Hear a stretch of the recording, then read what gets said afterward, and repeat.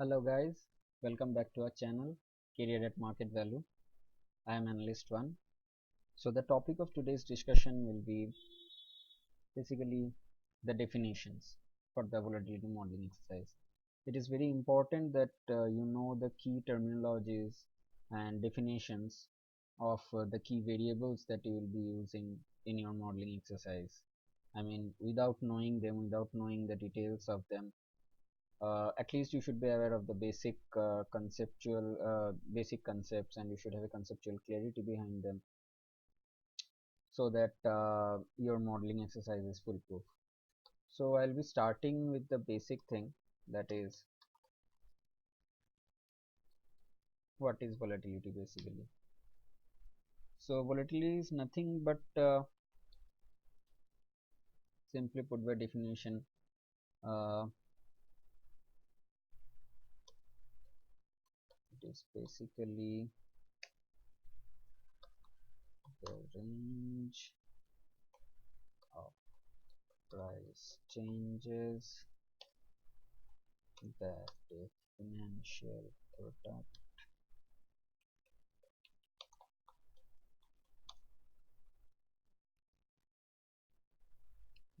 experience over a given period of time.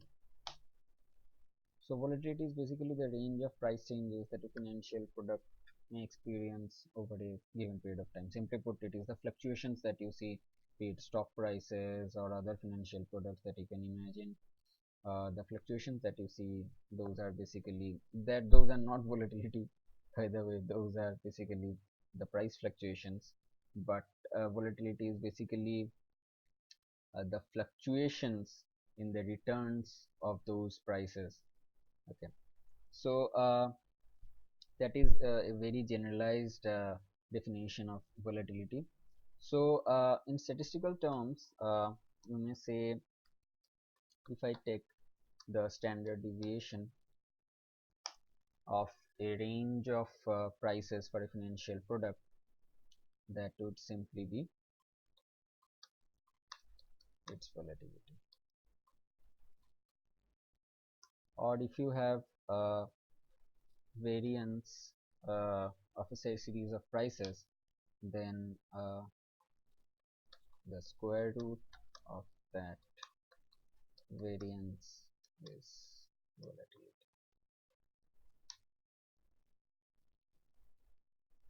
So now you might be thinking that we will be doing value at risk modeling. So why the concept of volatility is so important? So now the thing comes, is volatility same as VAR or value at risk?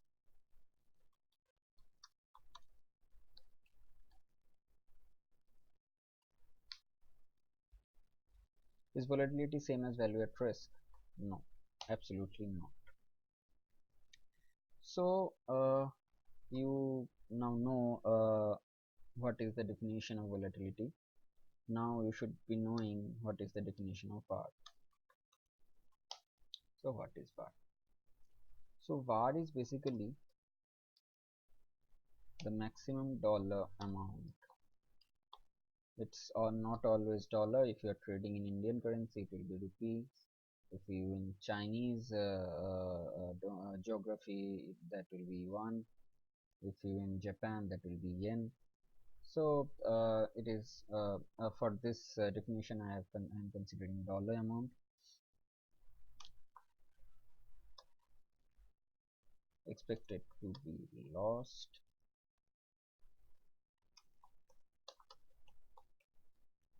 over a given time horizon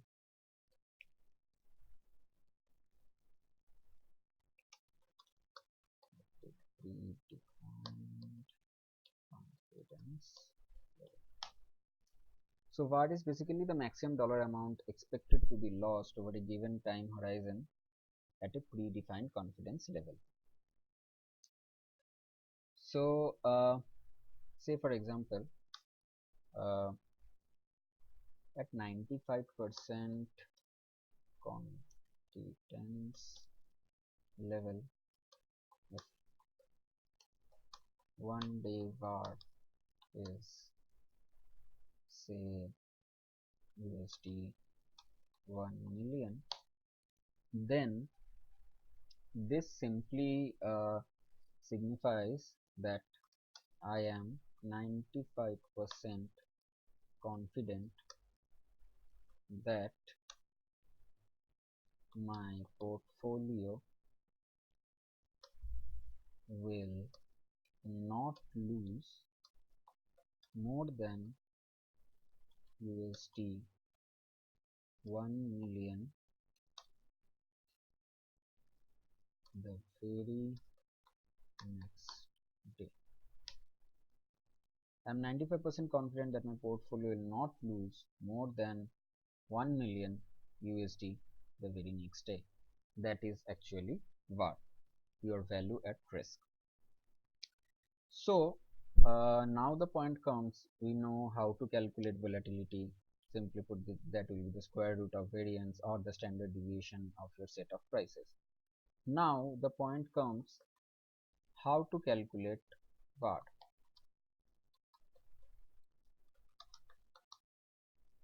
How to calculate VAR. So from the above example, say if I give you a variance figure of 0.00240% and ask you to calculate the VAR. So the first thing that you will be doing is to calculate its standard deviation. So the standard deviation of this will be simply square root of this. So that gives us a figure of 0.4899%. So for VAR calculation, it is very important and very intrinsic that you also have a z-score underlying to your VAR. So for this exercise, say I am taking z-score at 95% confidence interval, considering normal distribution. Say that would be, I'm using the norms inverse function. Now the norms inverse function is asking me for the probability, and here the probability that I will state will be the significance level at 95% confidence level, which is simply 5%. That gives me a value of minus 1.64485. So now we come to VAR. So the VAR will simply be the z-score multiplied by this standard deviation, expressed as a percentage. This is minus 0.806% approximately. So say I have an investment portfolio of USD 10 million with me. So what is the VAR of this portfolio? So the VAR of this portfolio will simply be my investment amount, which is my exposure basically, multiplied by the VAR that we have calculated above. So that will simply be 0.08 million. So 0.08 million is the amount that 0.08 million is basically the amount that I am 95% confident of that I won't be losing more than, I mean 0.08 million is the maximum loss that I could experience given the time horizon that you are considering. So that will be my VAR, my value at risk.